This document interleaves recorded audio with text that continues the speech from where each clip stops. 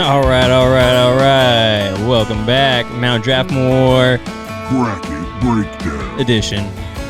We're continuing along, for those of you who are joining us, continuing along with our bracket breakdown of worldwide landmarks, global landmarks. We're on the west side of the bracket. The previous edition, we broke down the east side. We're still in the first round.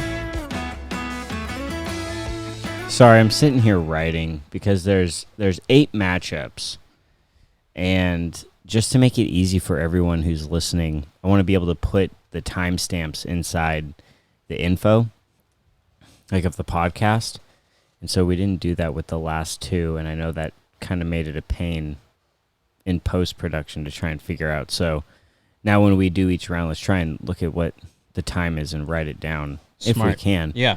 Just to keep it organized, and it makes it easier for people who might be on the go and they're like, I don't really care about this matchup, or I want to listen to this one, or whatever, so be it. Yo, welcome back to Mt.Draftmore bracket build-off. Our theme for this build are world monuments and landmarks. So, hopefully you've tuned in, you've heard the other 2 pieces, our actual build-up, and then the first half of round 1. We want to apologize because we information dumped the hell out of you. Like, for real. Couldn't have said it any better myself. Like, it was a lot of information we let on you, and we realized for this kind of podcast, like, you need to be able to process, and we need to kind of layer out how the information's coming to you. Yep. Yeah, like, we dumped everything on you with those contestants, so if they make it to the next round, it's like, cool, we'll review what we already said. So we're going to try and not lay so much on you, give you a little bit to process, also give you like kind of match facts or information about each so that it's not too lopsided, because I think that's kind of what we ran into on the other side of first round. And remember, we're learning this in the process. Yeah. Like, you're here, you're part of the learning process. So we're going to do it a little differently, but it's still going to be good. It's going to be delicious. It only gets better from here. West is best. We've got the ancient bracket, the ancient to, what do we say? To like Renaissance. Renaissance. Yeah, and the natural. We got the natural in here too. Awesome. And the natural. This is going to be a big. We were doing counterclockwise around the bracket. Let's bring that bracket up. There it is, y'all. Just to remind you, Statue of Liberty, Sensoji Temple, Hagia Sophia, Taj Mahal, Panama Canal, St. Basil's Cathedral, Wailing Wall, and Eiffel Tower all moved on to the second round. They've all clinched their spot. Now we're going to start down here in the bottom corner with Switzerland representing, or the Matterhorn representing Switzerland more so, versus the pyramids. Everyone knows the pyramids. Matt, you want to tell us about the pyramids? Yes, I do. So, pyramids, a little bit of some highlights here. It was built at a time when Egypt was one of the richest and most powerful civilizations in the world. The pyramids, especially the Great Pyramids of Giza, what we're talking about, are some of the most magnificent man-made structures in history. Their massive scale reflects the unique role that the pharaohs or the king played in ancient Egyptian society. The Giza Pyramid Complex has been a popular tourist destination since antiquity and was popularized in the Hellenistic times when the Great Pyramid was listed as one of the 7 wonders of the ancient world. It's created by multiple pharaohs because they built multiple pyramids as almost kind of like if you want to think about the pyramids, they're kind of like tombs, but they're more than just tombs. They're more like monuments to people. They're like mausoleums. If you think of like Taj Mahal, like that's a mausoleum. This is like the old world version of that. So you have Khufu, Khafre, and Menkaure. I'm going to butcher those all. It's father, son, son, son. Because that was a tradition in ancient Egypt, is that you built something in your own lifetime to celebrate your death, if that makes sense. Like it very like meta if you think about it. Like, I'm going to build something in anticipation of me dying. But the creation dates, it's going to kind of vary because, again, you're talking about multiple people building multiple pyramids. So anywhere from really, what looks like we got here, like 2589 BCE to 2325 BCE. It all just kind of depends. You're talking about multiple different pyramids, multiple different dates. And really what we're getting into in terms of annual visits, almost 15 million people are going to visit the pyramids pretty much year after year after year.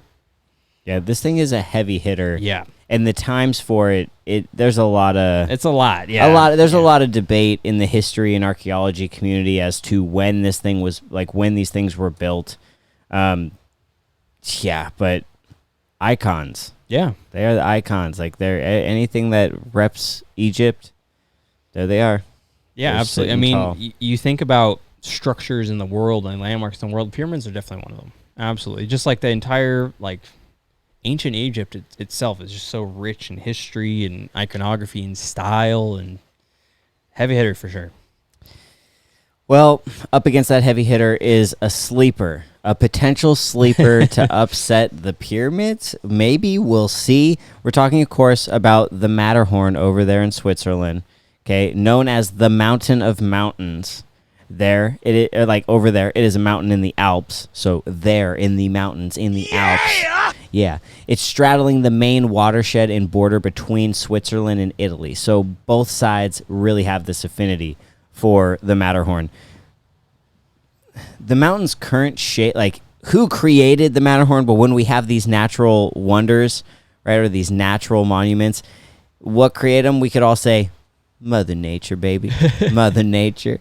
But there's always a little bit of geology, so I try to give you a little bit of the geologic history that produced these. And with the Matterhorn's current shape is a result of erosion due to multiple glaciers diverging from the peak, such as the Matterhorn Glacier at the base of the North Face. So these have carved away lots and lots of layers of rock and sediment to give it that infamous kind of tilted hat shape.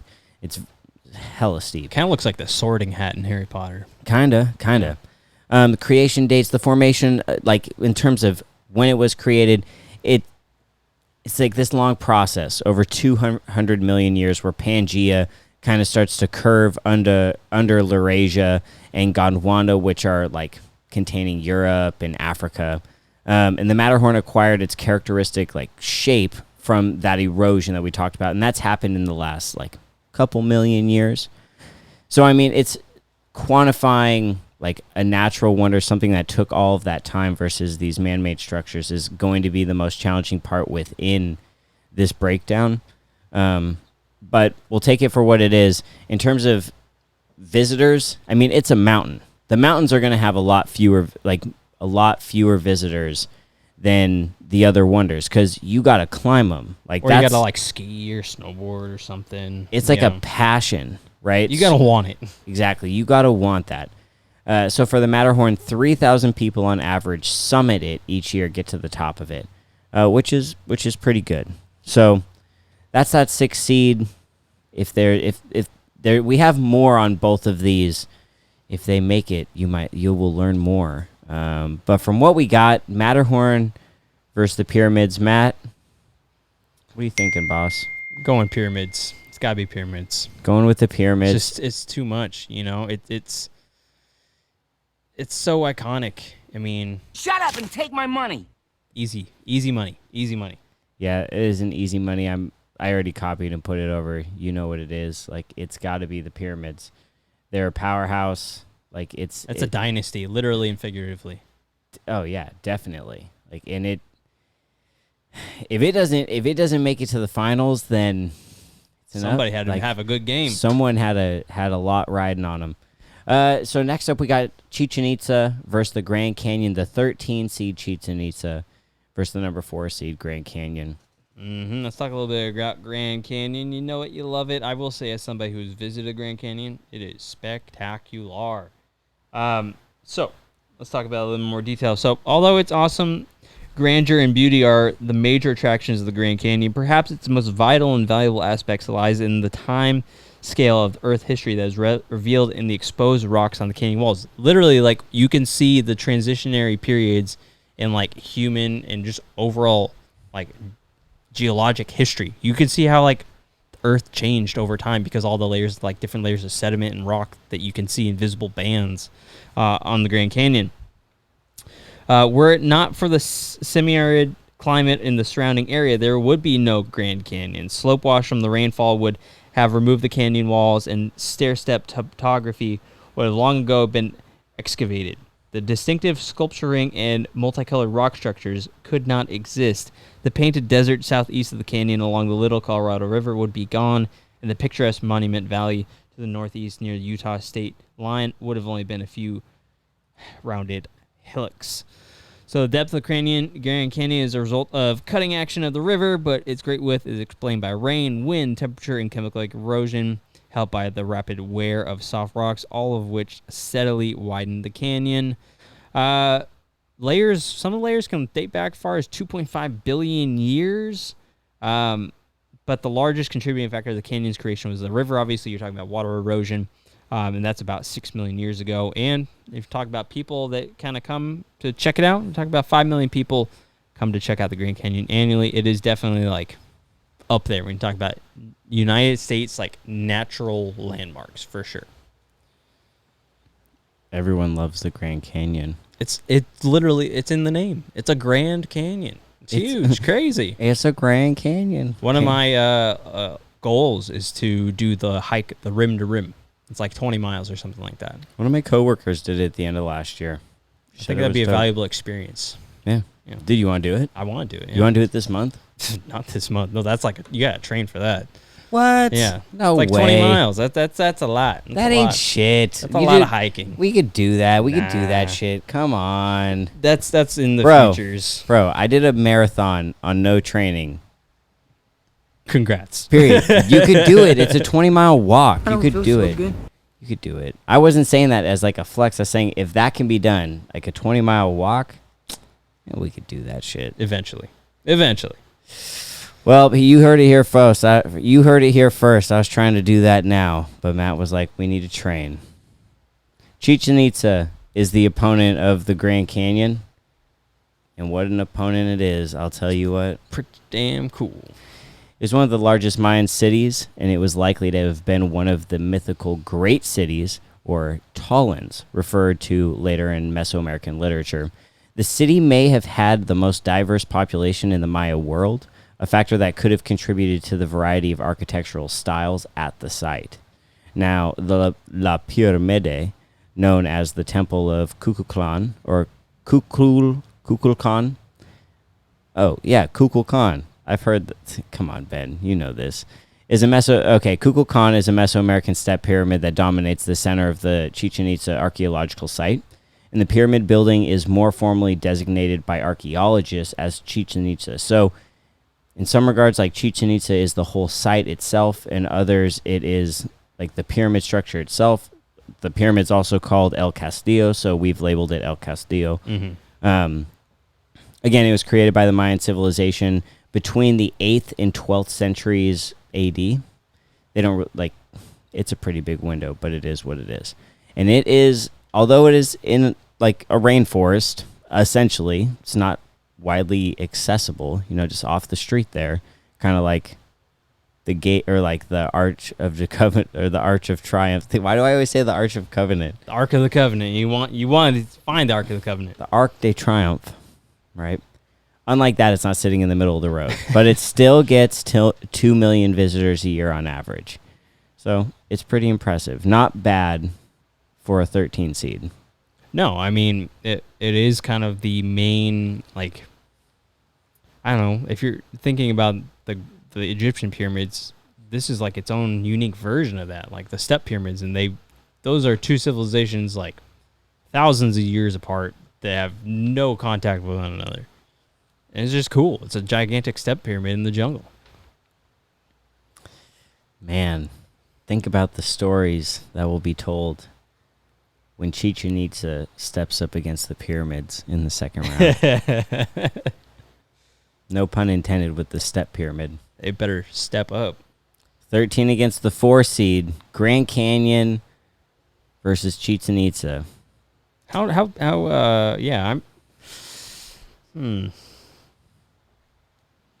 This is a really, really hard one. I don't think the Grand Canyon has an easy road here. No? No. I mean, does anyone in the West have an easy road when the pyramids are in it? Nope. I mean, Grand Canyon, 5 million visitors a year. Mm-hmm. So it has more than Chichen Itza. Grand Canyon isn't in the middle of the city. True. It's also a lot bigger. It's not like one designated little spot.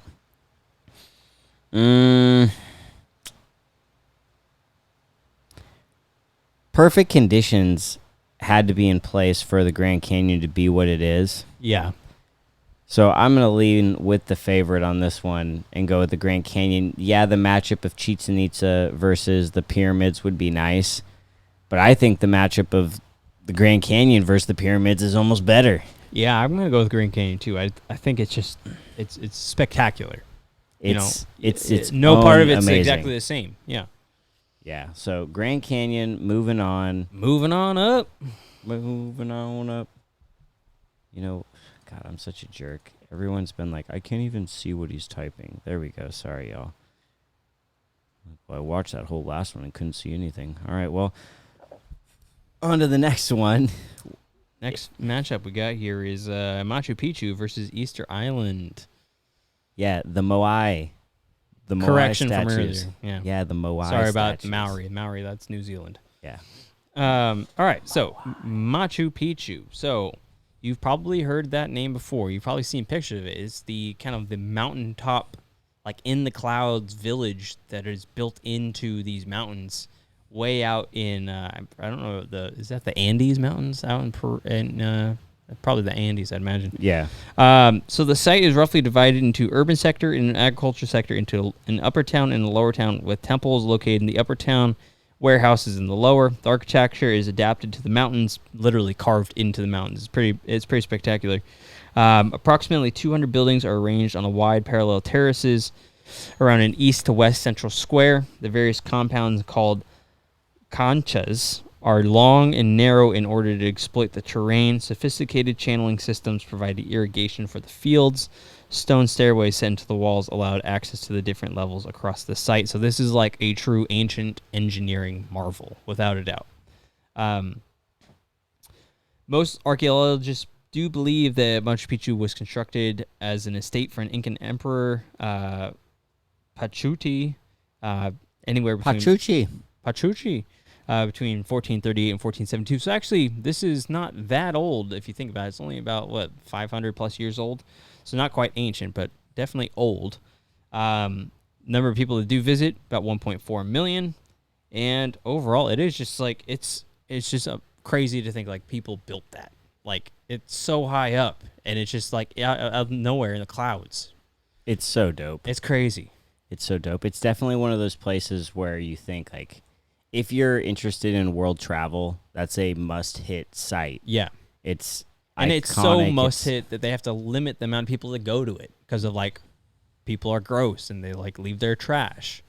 It's actually really close to a city, and it was, I didn't put this in the facts that I was going to share, but it was recommended, and it's being considered to be put on the World Wonders in Danger list, which is actually interesting in itself because it's so susceptible to, like, being damaged by its surroundings and by all the people that would come all to that it. pollution and crap.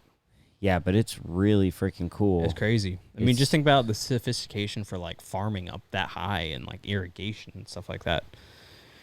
Pretty wild. Man, that's a tough head-to-head right there. Machu Picchu versus the Moai heads. So let's talk about those heads, right? Actually, let's talk about the heads while I pull up an image for you so that you know what I'm talking about. You know, them big Easter Island heads. There they are for you. Doop. Okay. So the Moai heads, on average, they stand 13 feet and weigh 14 tons. Right? Human hands on torsos carved in the male form from rough, hardened volcanic ash. The islanders call them Moai, and they have puzzled ethnographers, archaeologists, and visitors to the island since the first European explorers arrived in 1722. In their isolation, why did the early Eastern Islanders undertake this colossal statue-building effort? Unfortunately, there is no written record, and the oral history is scant. So to help like there's no way to help tell the story of why these remote people created nearly 900 giant moai that punctuate Easter Island's Or barren like how they landscape. got them there, yeah. Yeah, they're crazy. So they're created by the Rapa Nui people, but it's not a specific person who's responsible for creating them because they're created over a lot of time, like between 1250 and 1500 AD is what's assumed. Yeah. And so now it's modern day Chile, but Easter Island is way, way off the coast. Like it is super deep. And these, like, about 100,000 people come to see these heads every year. And they're pretty crazy. Like when they would build them, they built them in a quarry, and all of the biggest ones didn't really leave the quarry. And I think it's like only like a pretty small amount of them were actually transported to where they were supposed to be. Yeah, didn't they like use a bunch of like ropes and like walk them basically, like edge to edge, like walk them down to where they're at? Yeah, there are theories that the reason why the island's so bare is because they cut down all the trees use to them as, like, construct all of them rollers and to and move stuff. them. Yeah.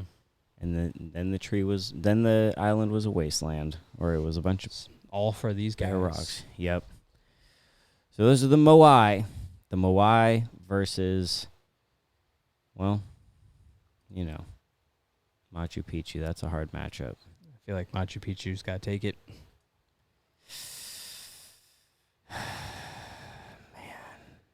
I think you're right too. I think Machu Yep. Picchu does take it. It's too It's too crazy. impressive. Yeah. Like you look at it, that's Grand Canyon. What is happening here?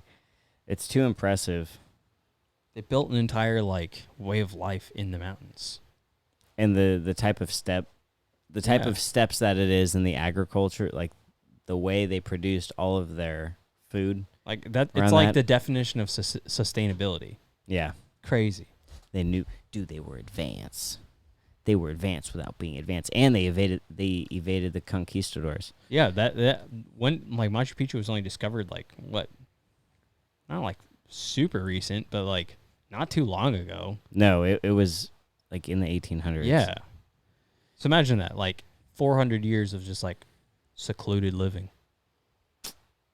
And yeah, it's crazy. Machu Picchu is super dope. Gotta go there. Okay, Machu Picchu moves on. You know, that was gimme. So far, all of the big seeds are coming out of here, hitting hard. Acropolis versus Victoria Falls. Acropolis is the 10 seed. Victoria Falls is the number 7. Ooh, this one's interesting. This one is interesting. I'll start with Acropolis. Yeah. The Acropolis of Athens is the most striking and complete ancient Greek monumental complex still existing in our times. And the Acropolis was an ancient citadel located on a rocky outcrop above the city of Athens and contains the remains of several ancient buildings of great architectural and historical significance, the most famous being the Parthenon. So when Matt and I were talking about creating this list, we brought up the Parthenon, but we realized like we should be identifying the Acropolis as a whole because you see the whole Acropolis. The Parthenon is just like its figure point. But that would be like, you're not going to pick just the Pyramid of Giza. You're going to pick the pyramids. Yeah, you're going to pick all 3 of them together. So that was kind of the thinking in that.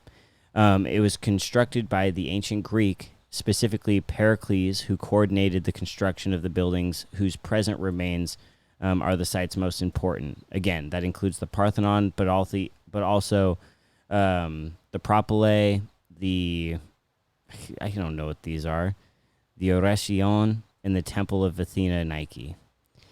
And they were constructed during the 5th century BC, so they're super old. And they get hella visitors, not including locals, 1.8 million per year. And all of these numbers that we're telling you are all obviously pre-COVID. No one was traveling during COVID. Yeah. Acropolis, what do you got for Victoria Falls? Victoria Falls, this is in Zambia, and it actually borders Zambia and Zimbabwe. Has a unique structure that produces the largest single sheet of flowing water in the world. However, it's neither the tallest nor the widest waterfall. So just by pure like volume of water, it actually has the most water falling in the entire world. Putting it, again, it's not the largest, but it is one of the largest. It is thought that Earth movement in an earlier geological period diverted the southeasterly flowing upper Zambezi River to a generally easterly direction, and so initiated the development of a waterfall in the area, occupied by a massive bed of basalt, which is about 305 meters thick. Softer materials eroded to form the greatest east-west gorges. Gradual erosion of the small joints that run north to south caused the river to be concentrated into a narrow fissure, and that broad fall line was abandoned.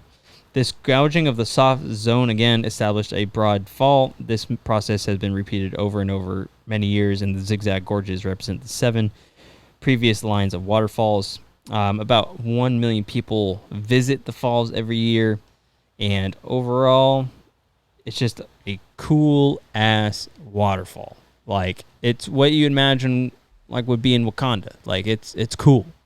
It's a cool waterfall. It's huge.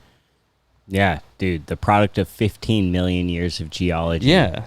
And it's this massive waterfall. Dude, the most gangster nickname, the smoke that thunders. Yeah. The smoke that thunders. Nobody wants that smoke. Nobody wants it. Yeah! Nobody wants the smoke. Victoria Falls versus Acropolis. This is a hard one.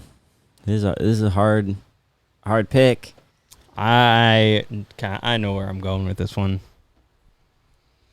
Where are you going with it? I'm going with Acropolis. Are you? Yep, I'm going with Acropolis. It is, like, when you think about landmarks, especially, like, the ancient ones, the Acropolis is definitely on there. Like, the Parthenon has so much significance. All those temples, like, to Athena and Nike, and just, like, it is ancient Greece. Like, the Acropolis is ancient Greece.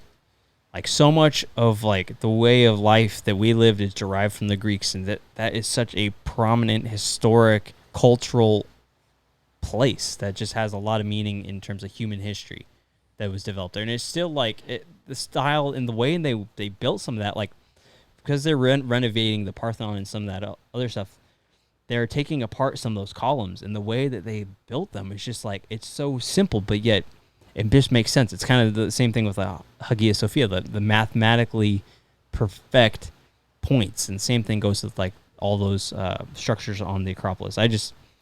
I love Greek and Roman history, and I just love kind of just the imagery of that. So I'm going to go Acropolis. He gave this long, thoughtful response, and just like, I gotta have it. Why did it do that? But I'm with him 100%. Acropolis for the upset. Victoria Falls is amazing. It's beautiful. It's a natural world wonder. But people created Acropolis. Mm-hmm. Arguably ancient people, if you consider that ancient. And everything was perfect. It's crazy. Yeah. Like, yeah, I'm down. I saw it on The Amazing Race. I've seen all these places on The Amazing Race, actually. We need to go on The Amazing Race. I think that's the theme here. Let's do this. Yeah! Yeah. We just got to learn how to speak another language. There you go. Learn to navigate those. Colosseum versus Stonehenge. This is our 8 versus our 9. This is a pretty close matchup. Why does that keep happening? Got to figure out these keystrokes, man. Figure out the keystrokes. Colosseum, Stonehenge. How about this? I'll talk about Stonehenge. All right, go for it. Everyone knows Stonehenge, those big rocks all stacked around each other in the UK. It's one of the most famous landmarks in the United Kingdom. Stonehenge is regarded as it's regarded as a British cultural icon. It has been a legally protected ancient monument since 1882, when legislation to protect historic monuments was first successfully introduced in Britain. Now, archaeologists believe Stonehenge could have been a burial ground from its earliest beginnings. Deposits containing human bone date from as early as 3000 BC, when the ditch and bank were first dug, and continued for at least another 500 years. Now, in modern times, many conspiracy theorists believe the monument is connected to extraterrestrial life and could possibly be what is known as an ancient stargate. That's crazy. But I will continue. One of the most popular beliefs, not talking about aliens, is that it was created by the Druids. Now, a Druid was a member of a high-ranking class in ancient Celtic cultures, often holding roles as like religious leaders. And it was built in multiple stages.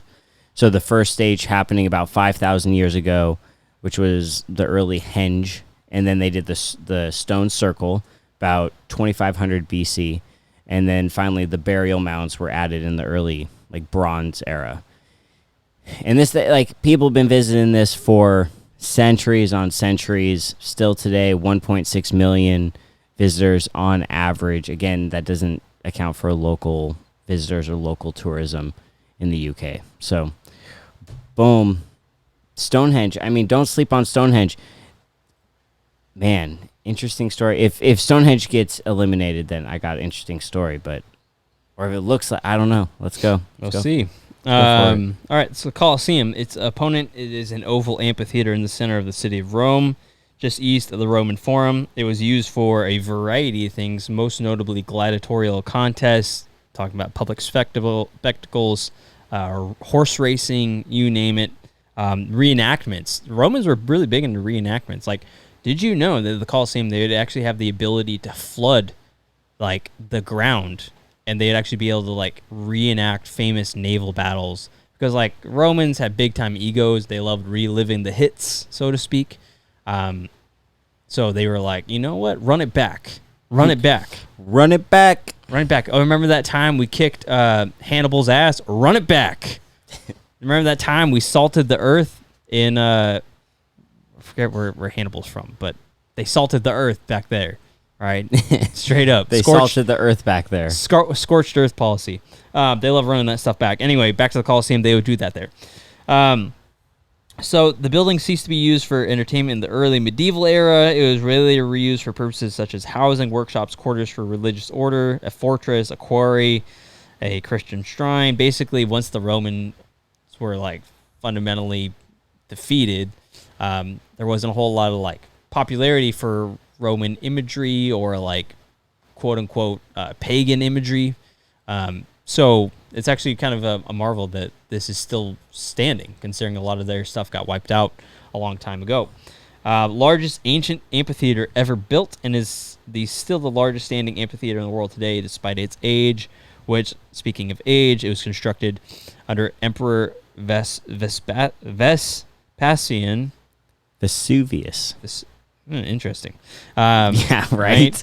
In 72 AD, and then completed under the successor and heir Titus in 80 AD. You're probably wondering, why are the numbers different than they were previously? Well, you have a switch. You count down in BC, you count up in AD. And people that visit, about 4 million people visit it annually.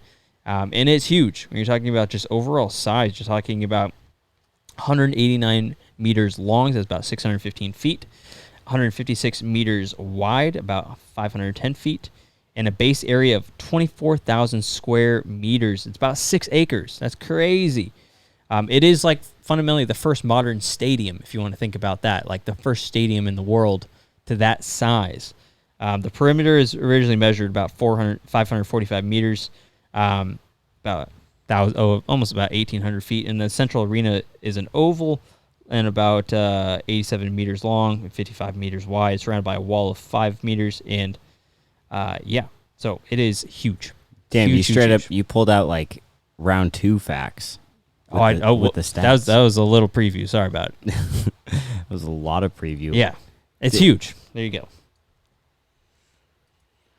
Vespasian. Yeah, I knew whatever I said wasn't right.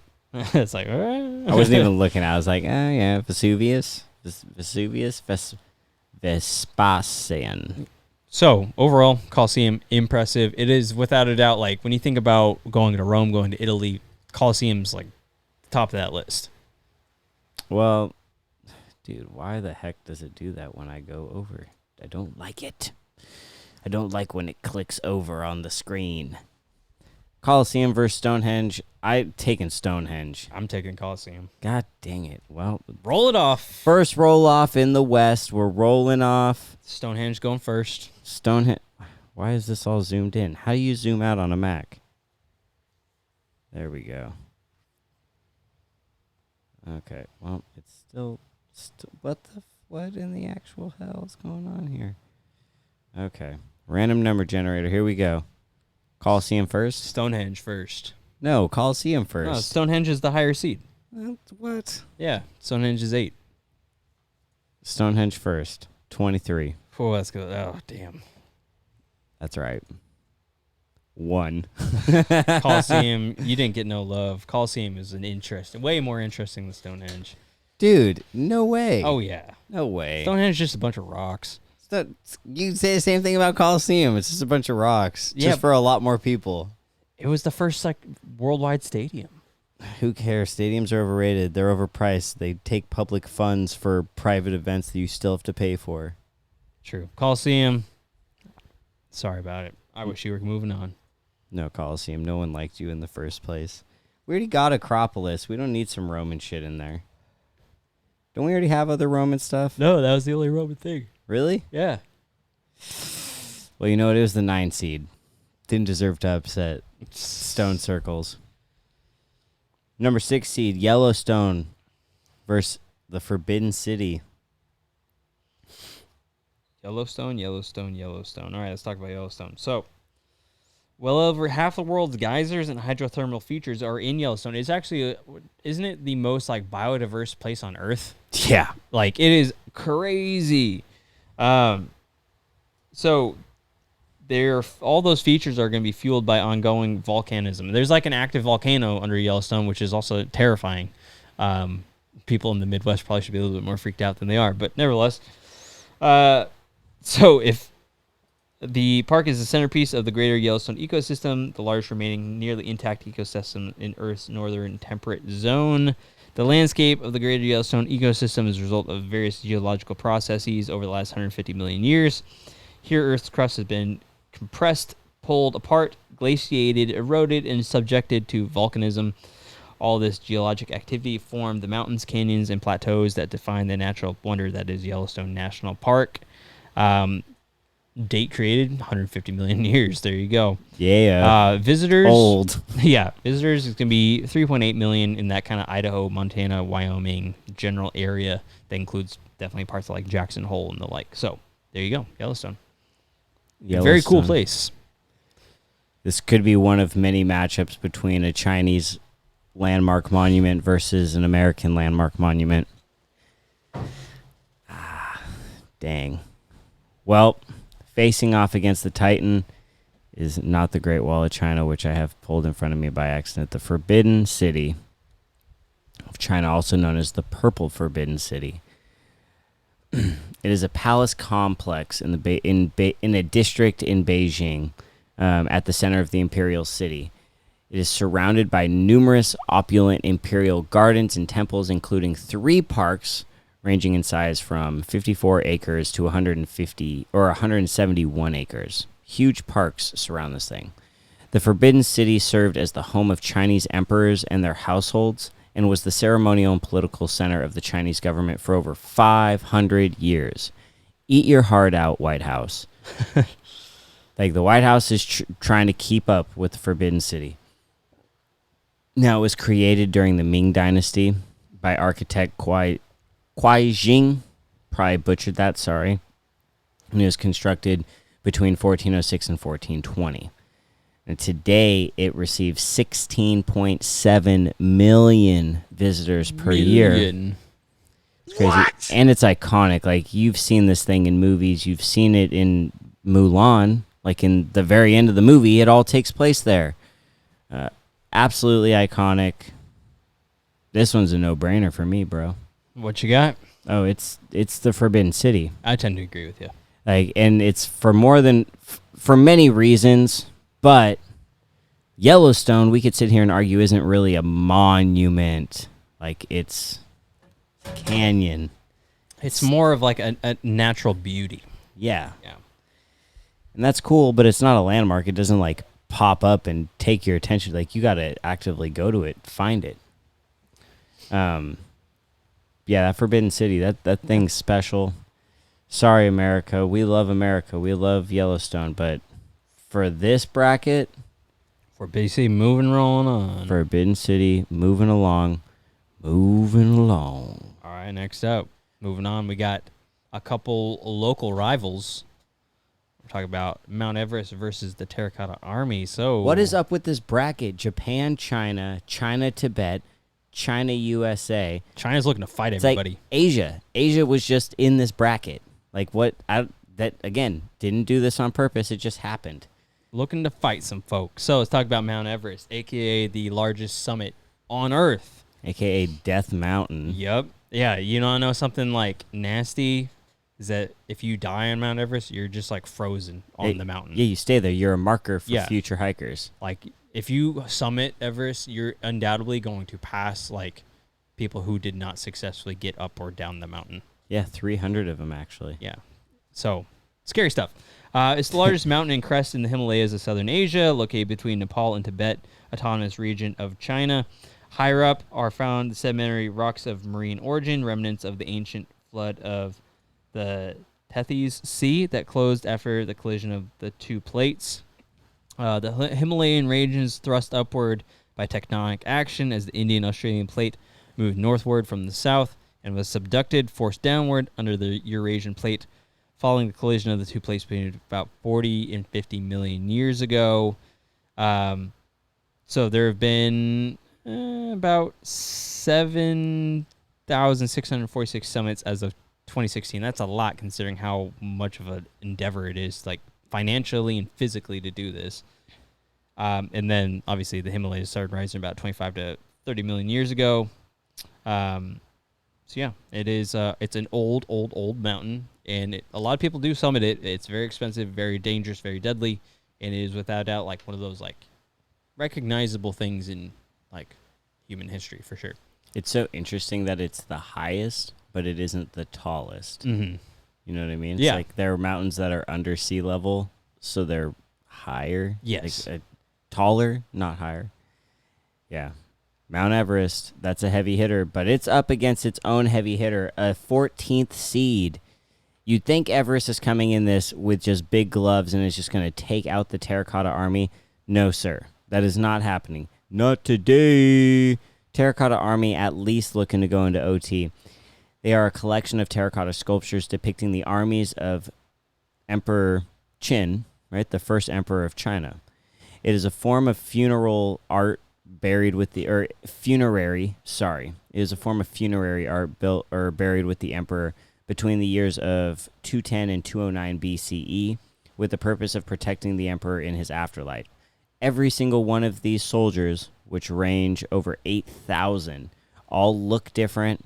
They all have different attributes, different features, different types of armor, different types of weapons, all different because they all represent different people that served the emperor in his lifetime.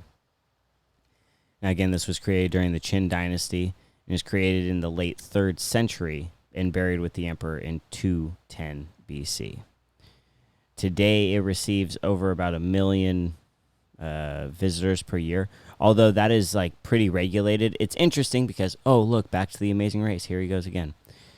The Amazing Race, in the early seasons, there's an episode where they get to go and they run into one of the places where all of the statues are. I mean, there are tons of locations where the terracotta soldiers are, but they get to go in one of them, and now it's not open like it used to be. So yeah, just a little interesting thing. Yeah. Terracotta Army, pretty impressive. The Chinese government has acknowledged they're not going to open the tomb of the first emperor until they know they can perfectly preserve everything that's in it as it lays. Because right now it's completely protected from all forms of bacteria, but it's also like heavily booby-trapped.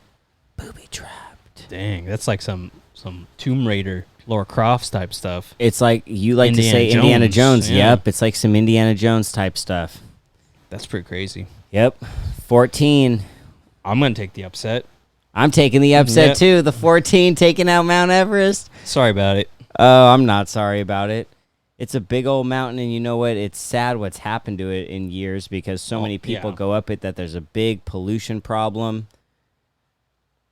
You see images and videos of people just standing in line waiting to summit. It's like, holy smokes. Holy smokeroonies. It is like I can't imagine being somebody who's done like the 7 summits though. That's got to be like crazy. Yeah. Anyway. Dude, there's a Sherpa who's summited Everest like 25 times. Damn. Yeah, he's got the record. Our last matchup in round number 1. Round 1, last one. Mount Fuji versus the Great Wall. Another mountain versus another feat of Chinese engineering. China so far is 2-0. I mean, they're going for a clean sweep, aren't they? Oh, dude, they're going for a turkey. All right, so let's talk a little. If I can find it, the Great Wall of China. There it is. All right, so the Great Wall of China actually consists of numerous walls. It's actually not one giant wall, but it's kind of like a collection and accumulation of a lot of walls that are kind of conjoined together. Many of them actually are run parallel to each other, built over some 2 millennia across northern China and southern Mongolia. This wall often traces the crest lines of hills and mountains as it snakes across the Chinese countryside, and about 1/4 of its length consists of solely of natural barriers such as rivers and mountains, ridges. Nearly all the rest, about 70% of the total length, is actually constructed wall, with some of the small remaining stretches constituting ditches or moats. Although lengthy sections of the wall are now in ruins or have disappeared completely, it's still one of the most remarkable structures on Earth. It's built by a whole bunch of rulers of China: the Qin, the Han, the Wei, the Sui, the Jin, the Yuan, Mongol dynasty, and the Ming dynasty. So quite a few dynasties are going to contribute to the Great Wall because, again, it is gigantic. It's not all going to be built by one generation, but rather over the course of a lot of time. Speaking of which, built over the course of 2 millennia, like I said. Large parts of the fortification system date from the 7th through the 4th century BCE. In the 3rd century BCE, the first emperor of United China connected a number of existing defensive walls into a single system. The Han through the Yuan dynasties strengthened and repaired the wall. The most extensive and best preserved version of the wall dates from the Ming dynasty, which is about 1368 to 1644, and about 10 million people visit the Great Wall every year. And I think the Great Wall is one of the things you can see from space, isn't it? That's a myth. Oh, it is? Oh. Yeah. That's an unfortunate myth, then. Yeah, I know. I wish it was real. It's real popular, Yeah. but it's just not. It's unfortunately not sound. Dang. Well, either way, Great Wall of China is pretty spectacular. Yeah, if you've never seen an image of the Great Wall of China, then what rock are you living under? Yeah, right? Because, I mean, this thing is pretty crazy. This thing's banging. Iconic. You can see it on the iconic Disney ride, Soaring Over the World. Soaring Over the World. Check it out. Check it out at your local Disney park. All right, well, Mount Fuji. Mount Fuji is a mountain. It's a cool mountain. It's a really cool looking mountain. Yeah. Iconic. These are some of the big picture, like really picturesque, especially with the lake, cherry blossoms being very iconic, and it just towers over Tokyo, to Japanese culture. It's covered in snow like 5 months of the year. Absolute beauty. I mean, man, we kind of went back and forth because I thought the Blue Lagoon should definitely have been on the list, and Matt was like, well, I think Fuji should be on there. And I was like, man, if Fuji's on, then the Matterhorn has to be on. And that took the Blue Lagoon out. But when you look at pictures of Mount Fuji, especially the ones from Tokyo, it's like, holy bananas, Batman. It's pretty iconic. It's pretty crazy. Look at this one. Holy smokes. And you know what's even crazier is that's through a picture. I know you've taken out your phone before and you've taken a picture of something and you're like, oh yeah, awesome. And then you look at the picture and it ain't nothing.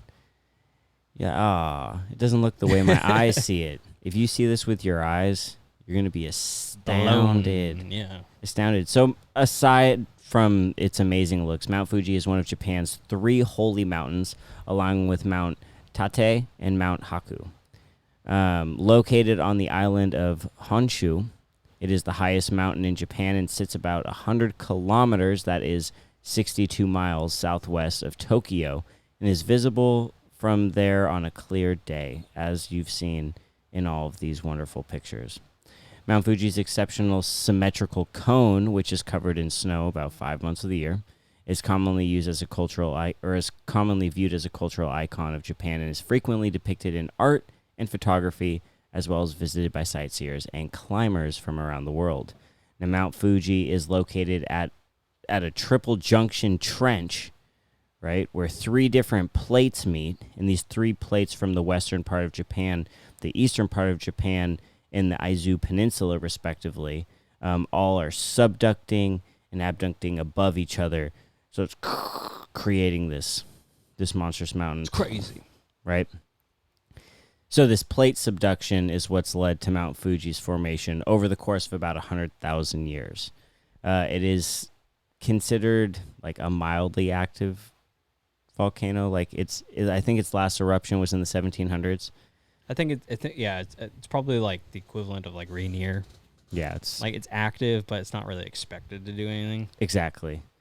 It's really important inside of Tokyo. It has its own god, like many other things. Can't remember what the name of it is, but yep, it's got religious significance too. Over 1 million visitors a year, and over 300,000 people summit the mountain each year. It's cool. It's cool. It's real cool, but is it cool enough to take out the number 2?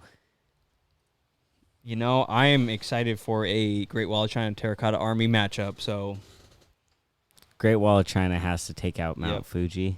That's what you say? Yep. Well, I say send that bitch into overtime. China ain't taking this because you know what? You're right. The Great Wall of China, it's iconic. It's big. It's the thing out of China. Holy smokes. People are going to lose their mind when they see like, oh my gosh, this thing went into overtime. But Mount Fuji, the imagery of Mount Fuji over Tokyo, it's pretty crazy. I think it's the best mountain. I think it is the best one out of all of them. I would agree with that, yeah. I think it looks the best. And if we're looks talking, like a painting. Like, it's beautiful. Yeah. It's beautiful. If we're talking about landmarks, if you're in Tokyo, that is the landmark. That's the landmark. That is crazy. If you're in China, what part of China are you in? Like, are you going to see the Great Wall? It's true. Well, you know what I mean? China's huge, yeah. Oh, so I don't know. Send it to overtime, though. Send it to overtime. It's going into overtime. Give me the horn. Working on it. There we go. I don't feel so good. I don't feel so good. Okay, so top seed gets first roll. Yep. 8. Oh, boy. Great Wall of China might be going down. Great Wall of China has a subpar overtime. Oh, no. You know what? We have to re-roll because I only had it set to 10. Oh, geez. I'm going to roll 3 times. Okay. Now this next roll counts. All right. Ready? Fuck. Perfect. 24. Ooh. 24. Come on, Mount Fuji. No! Mount Fuji collapses. It's a 3. There we go. Great Wall. Let's go. Oh, no. The Great Wall comes up with it. I thought Mount Fuji should have taken that. It went into overtime, so I'm not, there was a valiant showing. Were there any other overtime showings in that? Stonehenge. The Coliseum one. And I think that was it, actually. Only 2 overtimes in the West. Only 2 overtimes in the West. Y'all, that's going to do it for round 1. That's the end. We got all of our round 1, all our round 1s in the book. We'll go back through all of the winners in the West. In the second round, we're going to see, well, I don't even know how I should announce this. First round winners, Great Wall of China beat out Mount Fuji. Terracotta Army beat out Mount Everest. The Forbidden City beat out Yellowstone with a big upset there, 11 beating the 6. Stonehenge beat out the Coliseum. That was an 8 and a 9, and Stonehenge edged them out in overtime. Acropolis upset Victoria Falls, being the 10 seed over the 7. Machu Picchu put the stomping on Easter Island, unfortunately. Chichen Itza also got beat in their matchup against the Grand Canyon. And then finally, Switzerland got beat out by the Pyramids. It wasn't even close. That one wasn't even close. If we're going to identify like a big-time blowout in this, it was that one. Big upset for the Terracotta Army over Everest. Mm-hmm. I mean, from a numbers standpoint, although from a feat of just creation, Terracotta Army, pretty impressive. And just a reminder coming out of so let's do a second round preview. Second round preview. So out of the East, we got Statue of Liberty that's going up against the Sensoji Temple. We also got the Hagia Sophia going up against Taj Mahal. The Panama Canal is going up against St. Basil's Cathedral. The Wailing Wall is going up against the Eiffel Tower. Heck yeah. Then on the other side, we'll have the pyramids against the Grand Canyon, Machu Picchu against Acropolis, Stonehenge against Forbidden City, and the Terracotta Army against the Great Wall of China. That's the battle in China. China went 3-0 in the first round. They're going to take an L in the second round, though. We will see what the second round holds. Dang. Are we wrapping this episode? We're wrapping up this. Bracket breakdown. All right, we're going to wrap up this bracket breakdown then. Thanks for stopping in, everybody. We'll see you in a couple days, and you'll get the rest of this. We'll get through the second round, third round, and the championship. It'll go pretty quick. Yeah. It'll be chill. All right, y'all. All right.